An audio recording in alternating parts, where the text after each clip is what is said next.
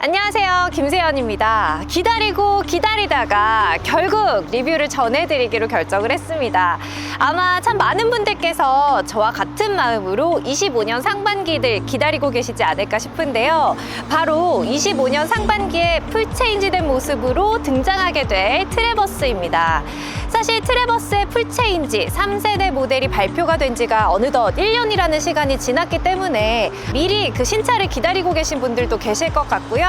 그리고 풀체인지돼서 우리나라에 출시되는 시점에 마침 강력한 경쟁 차종인 팰리세이드 역시도 풀체인지를 앞두고 있어서 아마 출시가 된다면 굉장한 각축을 벌이지 않을까 하는 예상이 되는데요. 오늘은 풀체인지 이후의 모델은 아니지만 그 이전에 2세대 트래버스를 준비했습니다. 네, 아마 많은 분들이 그 3세대 트래버스의 실물 사진을 이미 보셨을 거라는 생각도 듭니다. 굉장히 예뻐진 모습이었죠. 이쪽 그릴 쪽을 중심으로 해서 많은 변화가 생겼는데요. 그 상급 모델이라고 할 수 있는 타호의 비슷한 모습, 쉐보레 패밀리 룩을 어느 정도 따라가고 있는 새로운 모습이었습니다. 지금 제 옆에 있는 이 2세대 모델의 모습은 아무래도 출시가 된 지 몇 년이 지났다 보니까 기시감이 드는 건 사실이지만요. 이 쉐보레라는 브랜드가 또 현기차의 매력과 또 다른 대안을 찾는 분들에게 꾸준한 선택지가 되어 왔었기 때문에 2세대 역시도 많은 분들의 선택을 받아왔습니다. 자, 그럼 과연 이 쉐보레 트래버스 어떤 매력이 있는지, 제가 느끼는 매력이 뭔지 지금부터 전해드리도록 할게요. 명실상부 이 트래버스는 준대형 SUV인데요. 대형 SUV 라인업에 속하긴 하지만 그렇다고 해서 트래버스가 프리미엄 차량에 해당하는 건 아니기 때문에 경쟁 차종으로는 항상 팰리세이드가 언급이 되기도 하고 또 대안으로는 포드 익스플로러가 이야기되기도 합니다.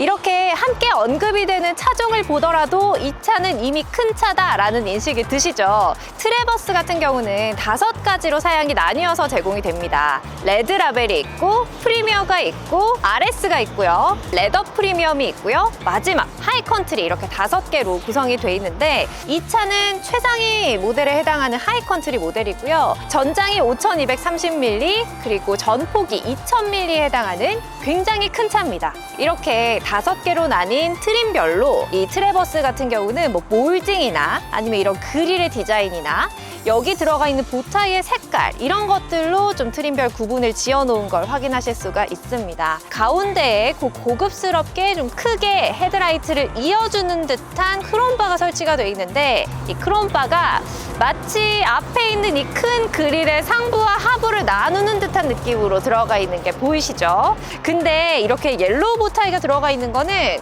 취향 따라 다르겠지만 제 취향으로 봤을 땐 조금 아쉽다는 느낌이 들기도 합니다. 왜냐면 뭔가 레인지로버도 SUV 모델은 뭔가 이런 엠블럼 자체가 좀 더 다크하게 처리가 되는 경우가 있었고, 최근에 출시된 마칸도 그렇잖아요. 터보나이트 테마.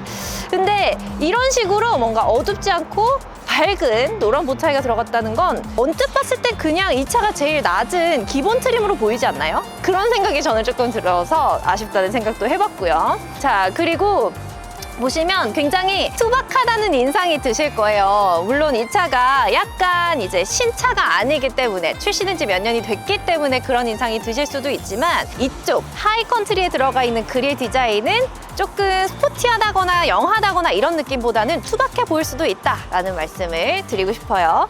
네, 측면부도 살펴볼 텐데요. 여기를 보시면 여기 휠 클래딩 부분이 아예 바디 컬러랑 똑같은 색으로 들어가 있는 걸 확인하실 수가 있는데요. 이렇게 똑같은 색깔로 들어가다 보니까 체감상으로는 이 차 자체가 더 크게 느껴진다고 해야 될까요? 그런 느낌도 조금은 드는 것 같습니다. 아래쪽의 휠을 보시면 휠이 20인치 알로이 휠이에요. 비교적 심플한 디자인으로 스포크 방식이 구성이 돼 있고요. 최상위 트림의 차인 만큼 크롬 소재를 많이 썼다고 말씀을 드렸는데 측면부에서 좀 더 도드라지게 보이는 것 같아요.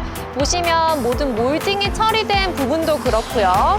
아래쪽도 마찬가지, 그리고 여기 도어 핸들까지도 크롬 소재를 써서 조금 반짝이고 중후한 멋을 나타낼 수 있도록 디자인을 해뒀고요. 트래버스 후면부입니다. 3세대로 풀체인지가 되면서는 여기 있는 램프 디자인이 최근에 리뷰해드렸던 트렉스처럼 이렇게 Y자로 떨어지는 램프 모양으로 바뀐다고 합니다.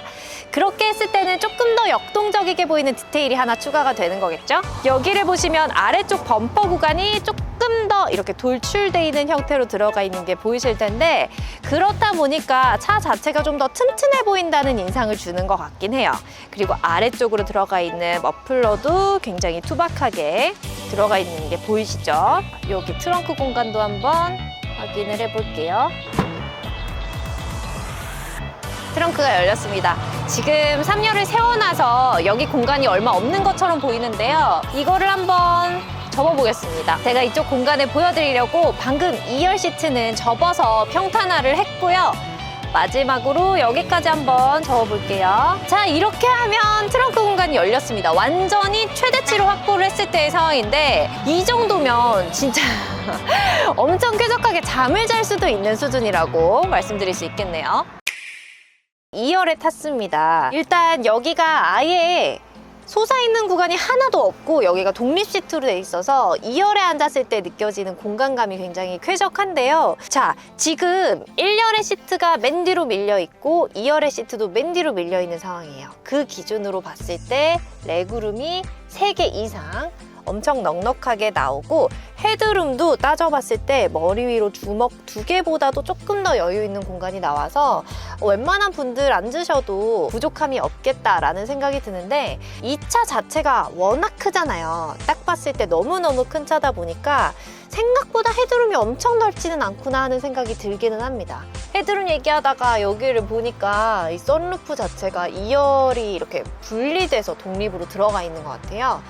2열도 독립식으로 1열도 독립식으로 썬루프가 들어가 있는 걸 확인하실 수가 있고요. 이쪽에 전부 공조 시스템이 들어가 있어요. 보시면 아주 조그만한 화면에 들어오는 것 같고, 오토 모드가 있고 열선 시트 올릴 수 있는 버튼, 풍향, 그리고 온도 조절까지 이렇게 굴리는 방식으로 설정하실 수가 있습니다. 특이한 점은 송풍구가 이쪽에 없어요. 이쪽에도 없고 여기에만 있어요. 여기에만 있다는 점. 물론 머리 위에서 떨어지는 것도 약간 버스에서도 이런 방식으로 냉방을 하잖아요. 근데 괜찮긴 한데 그래도 뭔가 아쉽게 느껴지지 않을까 하는 생각은 듭니다. 자, 3열에도 한번 타봤습니다. 7인승인 차기 때문에 3열 공간을 어느 정도 실생활에서 쓸 수 있을까 궁금하실 것 같은데요.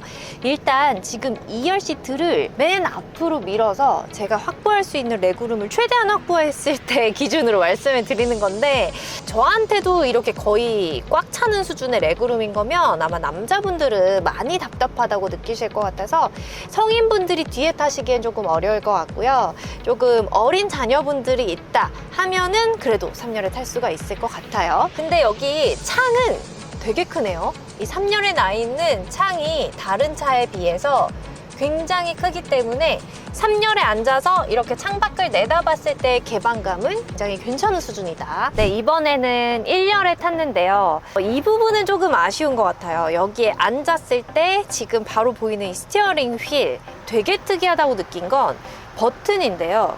여기 이렇게 버튼식으로 들어가 있는 차는 너무너무 많지만 보통은 이 버튼을 구성하는 이 내장재 자체가 이런 플라스틱이란 말이에요. 이런 플라스틱으로 이렇게 누르는 느낌으로 이쪽이 들어가 있는데, 이 차는 보시면 약간 고무 버튼 같아요. 이런 부분에서도 약간은 고급감이 떨어진다는 느낌을 받는 요소인 것 같습니다. 그리고 여기 보이는 디스플레이도 마찬가지입니다. 디스플레이 양옆으로 이렇게 나 있는 송풍구 디자인은 뭐 멋있어요. 멋있는데 이 절대적인 디스플레이의 크기 자체가 이렇게 큰 차에 비해서는 좀 작지 않나, 이런 느낌은 그 포드 익스플로러에서도 제가 똑같이 받긴 했었어요. 그래서 미국 차, 미국 감성 자체가 그런 거에 별로 신경을 안 쓰는, 실용성에 훨씬 더 초점을 두는 느낌이다 보니까 그런 것 같긴 합니다.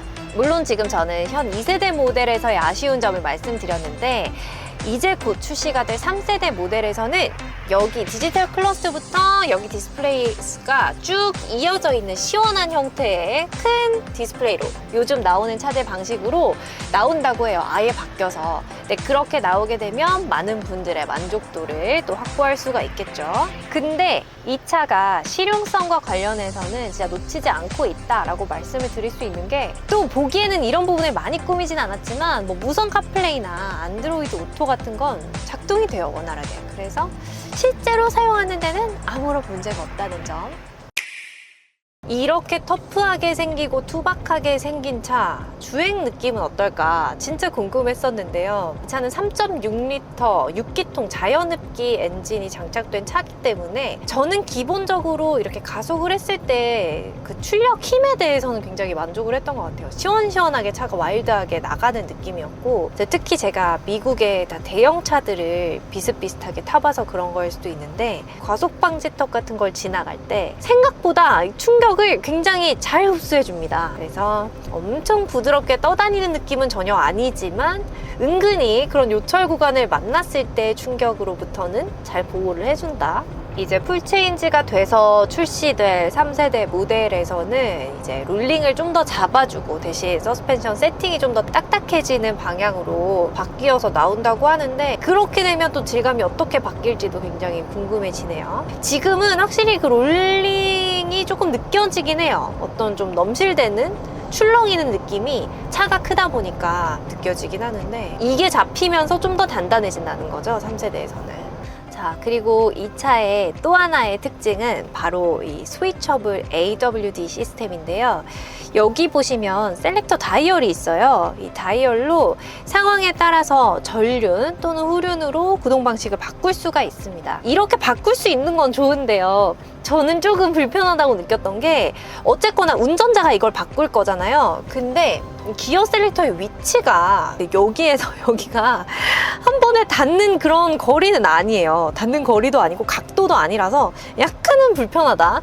물론 이걸 오래 쥐고 작동할 일은 없지만 그래도 순간순간 할 때 굉장히 왜 이런 위치에 있을까? 여기에서 하기도 불가능한 위치거든요. 네, 그 점은 조금 궁금하다는 생각은 들었어요. 네, 가속을 했을 때의 느낌도 한번 볼게요.